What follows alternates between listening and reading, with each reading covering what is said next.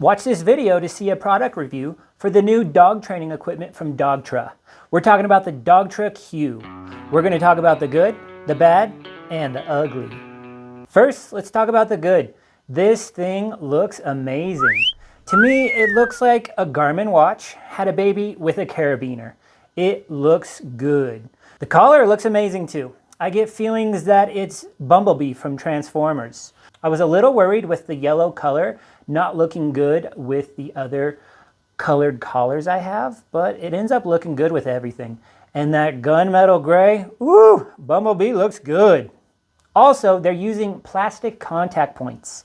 I don't know if they over at Dogtra know, but that's not how physics works. You're not able to conduct electricity through plastic, but they figured it out. I don't know who flew over to Wakanda and stole all of their vibranium, but this is pretty cool. I think they've solved the problem with the allergy issues with the metal.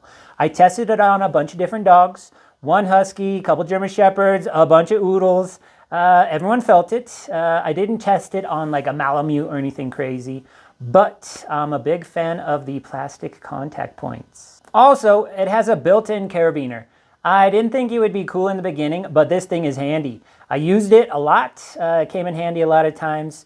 I end up putting other stuff on my other remotes anyway, so why not have a carabiner built in?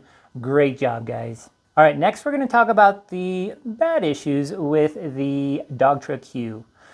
You have the ability to add 3 dogs on one remote, which is cool. The problem is you have to toggle through those dogs to hit their buttons. Each dog doesn't have its own individual button.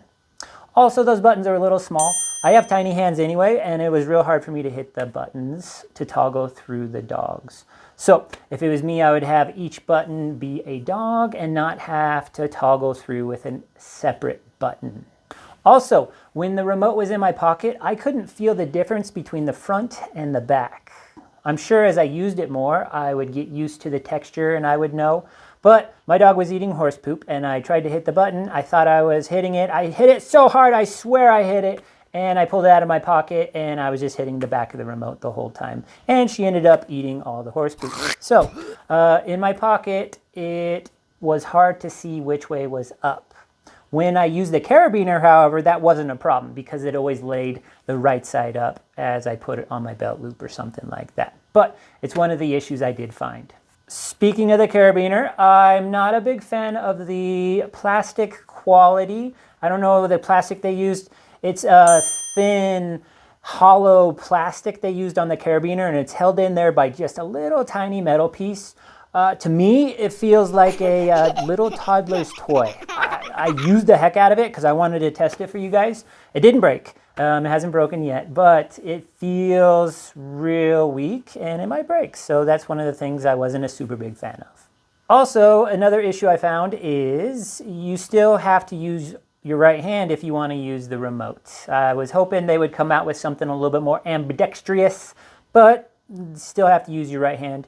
I guess you can have the whole thing upside down, but then the numbers are upside down. I'm dyslexic anyway, so wait, that might actually work. But anyway, I'm not left-handed, so that won't work. See, the problem there is it would be cool if they had the ability to turn the levels up and down, maybe on the top, so you could switch it back and forth between the left hand and the right hand. But hopefully it's one of the issues they figure out in the future. And last, we're going to talk about the ugly. It only comes with 24 levels. Now, on paper, that makes sense to me because on the Dogtra IQ, I turn it up about 5 points. There's 100 levels. Mathematically, I think that's 25-ish. So I figured it would work. The problem is a dog who was not conditioned to the equipment, they would ignore a 1 and then overreact on a 2. Or ignore a 3 and then overreact on a 4. Now my dogs who are already conditioned to the collar, it wasn't a big deal to them. They thought I was super serious for a couple weeks. And if I adjusted levels, they hopped 2 real quick. So one way to fix that, I heard rumor on the street is they're gonna add 50 levels instead of 24. That'd be cool and that would fix that right up. But in the meantime, this is one of the main reasons I can't use it with my clients because there's too much of a jump between the levels. And last, in order to turn the levels up and down, you have to hit a button. I prefer to have a dial. A dial makes it so much easier to know where you are. A tactile dial, A dial that you can feel the notches as you turn it up would be even better, kind of like a sport dog. But it's really hard to turn the levels up real quick or down real quick. And that's something I have to have the ability with my clients to do, especially in those emergency moments. So those are the good, the bad, and the ugly with the Dogtra CUE. Now, if they just make a couple changes, I'll definitely be able to try and make it work with my clients. But in the meantime, I'm going to be sticking with the Dogtra IQ for my clients.